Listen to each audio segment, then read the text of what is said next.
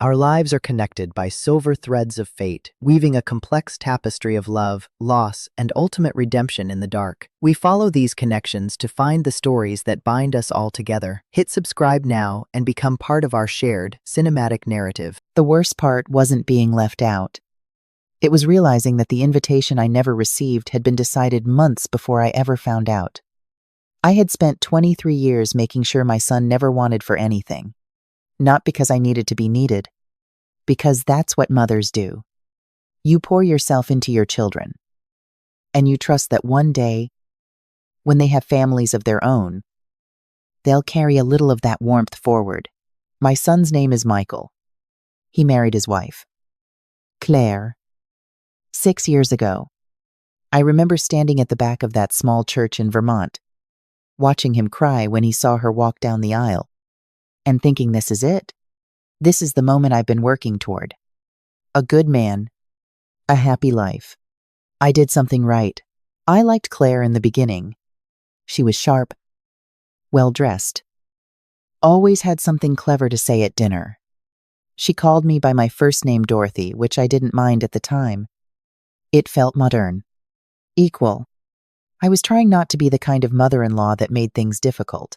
What I didn't see, not right away, was how slowly things shifted, how a comment here and a canceled plan there can add up over years until you look around one day and realize you've been moved to the outside edge of a family you helped build. It started small, holiday dinners where Claire would announce new traditions that had somehow been decided without me, a Christmas where they flew to her parents in Colorado, which was fine. Of course it was fine, but no one had mentioned it until 2 weeks before. A Thanksgiving where I drove 4 hours only to find out her college friends were also invited and there wasn't a bedroom for me anymore. I slept on the pull-out couch and told myself it didn't matter. I told myself that a lot. What I haven't said yet is what I was carrying this whole time. Underneath all of it, 4 years ago, Michael and Claire were struggling. He had just changed jobs, and the transition was rockier than he'd expected.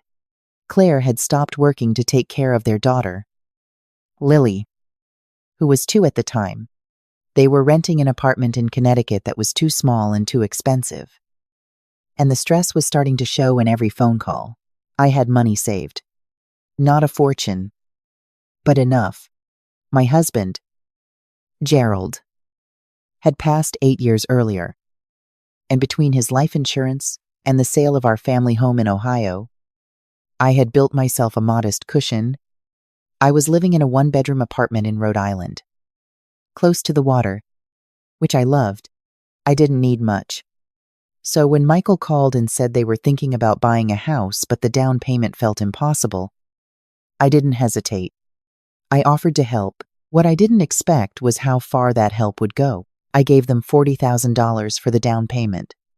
Then, 6 months later, when Michael's new job still hadn't stabilized and they were worried about making the monthly payments, I started contributing. Not the whole mortgage, but a significant portion, $1,200 a month, directly to their account. For 3 years, I tracked every transfer in a small notebook I kept in my kitchen drawer. Not because I expected to be repaid, because I needed to feel like it was real, like I was doing something that mattered. I also helped in other ways. I came down for a week every other month to watch Lily, so Claire could have time to herself. I bought Lily's school supplies, her winter coat, her first bicycle. When their water heater broke the week before Christmas, I put the repair on my credit card and never mentioned it again. I was not keeping score. I was not waiting for anything in return. I was a mother, doing what mothers do. The house was in both their names. That was always understood. I was helping them build something, not buying something for myself. I had no claim to it, and I never wanted one. That's what I believed. Anyway, about 8 months ago, I found something I wasn't meant to find. I had come down for a long weekend in October. Michael was at work. Claire had taken Lily to a birthday party. I was supposed to be relaxing in the guest room, but the house was quiet and I'd run out of my book and I wandered into the kitchen looking for something to read. On the counter, next to a stack of mail, was a manila folder. I don't know why I opened it. I almost didn't. But some instinct I can't fully explain made me stop. Inside was a letter from a law office, a firm called Mercer and Holt. The letter was addressed to Claire. I stood there for a long time before I read it. And then I read it twice. It was a preliminary consultation summary. Claire had apparently met with an attorney to discuss what she described as a cohabitation and financial contribution dispute. The letter outlined, in careful legal language, the potential for challenging any informal financial agreements made without documented co-ownership arrangements. It mentioned that contributions made voluntarily, without a formal contract, are typically not legally recoverable. It mentioned that a third-party contributor who is not on the deed has no standing to claim interest in the property. In plain language, Claire had been talking to a lawyer about how to make sure I couldn't claim anything from the house I had spent years helping to pay for. I put the folder back exactly where I found it. I went to the guest room and sat on the edge of the bed for a very long time. I didn't say anything that weekend. I smiled at dinner. I played with Lily. I hugged Michael goodbye on Sunday morning and told him I loved him. And then I drove home to Rhode Island and I sat with what I knew, alone, for weeks. I kept hoping I had misread it. I kept telling myself there was an explanation. Maybe it was from a long time ago, during a rough patch in their marriage. Maybe it meant nothing, but I had seen the date on the letter. It was from 3 months earlier, July. In July, I had given Lily $150 for summer camp registration because Claire had mentioned they were a little short that month. I told Michael none of this. I didn't know how. And if I'm being honest, part of me was also waiting, watching, hoping the version of my son I believed in would show me I was wrong about what I'd seen. Then came the Thanksgiving announcement. Michael called on a Tuesday evening in early November. He sounded the way he always sounds when he has something uncomfortable to say, slightly too casual. Talking about other things first. Working up to it, he told me that this year, Thanksgiving was going to be a little different. Claire's parents were coming, and her sister's family, and they were doing a big dinner at the house. He said Claire felt it would be more comfortable to keep it to her side of the family this year. Since there had been some tension at the last few gatherings, he didn't define the tension. He didn't ask if I agreed that there had been tension. He just said it.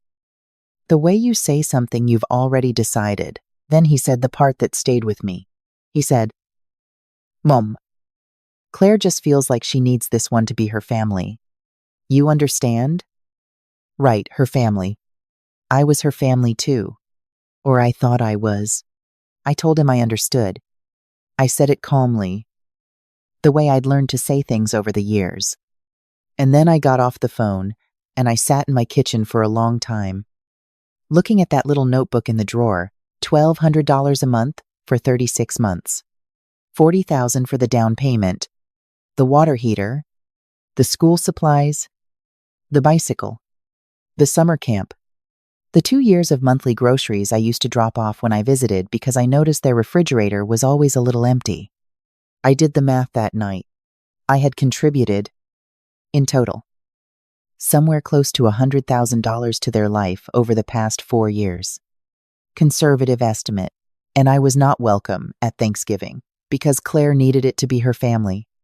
I slept very little that night, but when I woke up the next morning, something in me had settled. Not anger.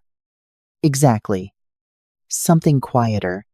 A kind of clarity. I called my own attorney that week, a woman named Patricia, who had handled my affairs since Gerald died and whom I trusted completely. I told her everything, the contributions, the legal letter I'd found, the folder from Mercer and Holt. I brought in my notebook with every transfer date and amount written in my own handwriting. Patricia listened to all of it, and then she told me something important. She told me that while I was correct that informal contributions don't create legal ownership, there were other options. Specifically, she told me that if any of the financial support I had given had been documented as loans rather than gifts. Even informally, there might be avenues worth exploring. She also told me that regardless of any legal route, I needed to think seriously about whether I wanted to continue making monthly contributions to people who, by their own actions, had made clear where I stood. I thought about it for exactly one day. Then I called my bank and stopped the automatic transfers. I didn't tell Michael. I didn't explain. I just stopped. For 2 weeks, nothing happened.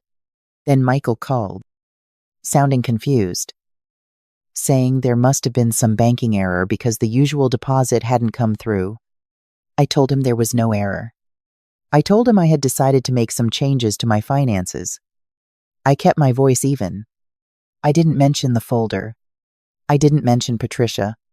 I didn't mention Thanksgiving, or the phone call, or the word her family. He was quiet for a moment. Then he said he'd have to talk to Claire about the budget. I said that sounded like a good idea. We hung up, and I stood by my kitchen window and looked out at the water. It was a gray November day, the kind that usually made me feel a little lonely. That day, it didn't.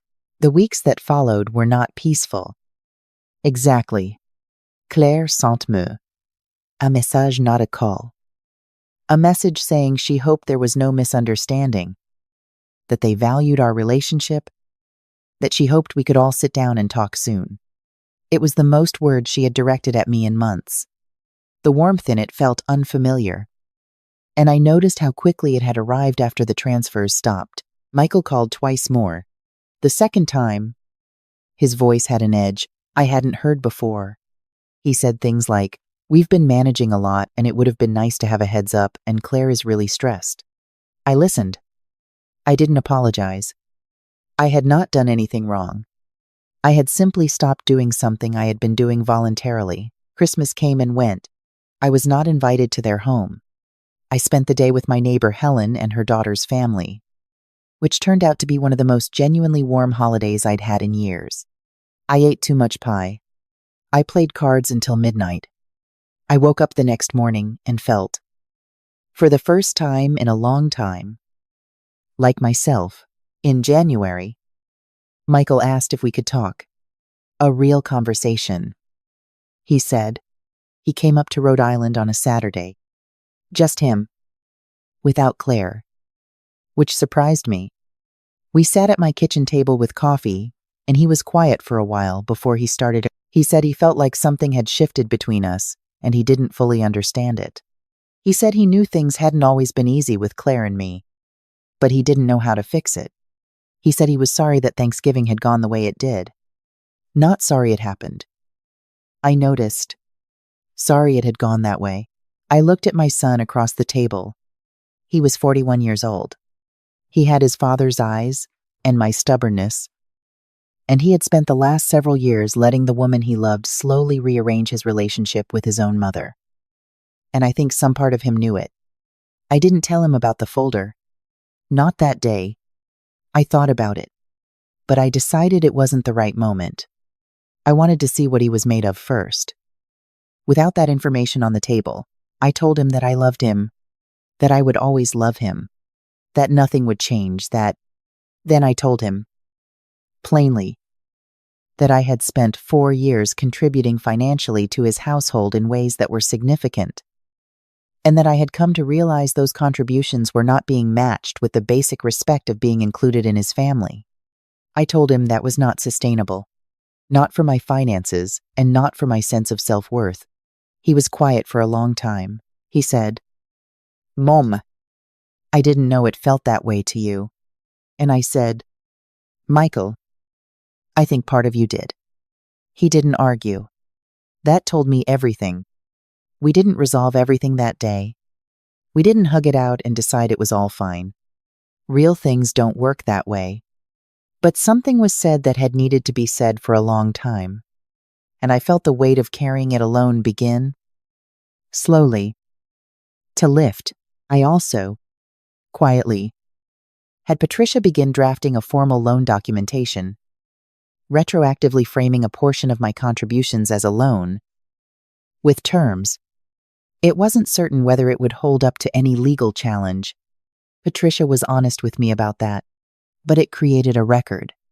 It established, in writing, that what I had given was not simply erased by silence. Spring came. My relationship with Michael was different, more careful on both sides, more honest in some ways, more distant in others. Claire and I had not spoken directly. I was not sure we would. Not meaningfully. Not for a long time. But here is what I want to tell you. Because I think it matters. I stopped measuring my worth by how much I gave. I stopped making myself small to fit through whatever door they left open. I started filling my own days with things that had nothing to do with waiting walks along the water in the morning. A pottery class I'd been putting off for 3 years. Long phone calls with my sister in Georgia, who I had been neglecting because I was always too tired from the drive to Connecticut. One morning in April, I was sitting on my little balcony with coffee, watching the water go flat and silver in the early light. My phone buzzed. It was a photo from Michael Lilly, gap-toothed and grinning, holding up a drawing she'd made. A woman with gray hair and a blue coat standing next to a little girl on what looked like a beach. Underneath, in Lily's careful 6-year-old printing, it said Grandma and me. I looked at that picture for a long time. Then I set my coffee down, went inside, and called my sister. We talked for an hour and a half about everything and nothing, the way we used to when we were young. And when I hung up, the apartment was full of the kind of quiet that feels like rest instead of loneliness. I don't know how the rest of this story goes. I don't know if Claire and I will ever find our way to something real. I don't know if Michael will fully understand. One day. The cost of the choices he allowed to be made in his name. What I know is this: I spent years giving from a place of love, and I do not regret a single dollar or a single hour. But love is not the same as surrender. And the moment I stopped handing over pieces of myself to people who had stopped being careful with them, I began to remember who I was before any of this. I was Dorothy. I had raised a good man, even if he was still figuring out how to be one. I had loved a good husband and survived losing him. I had built a quiet life near the water that was entirely, completely my own. That was enough. More than enough. And if my daughter-in-law ever wonders why the transfers stopped, she is welcome to ask me directly. I'll be right here.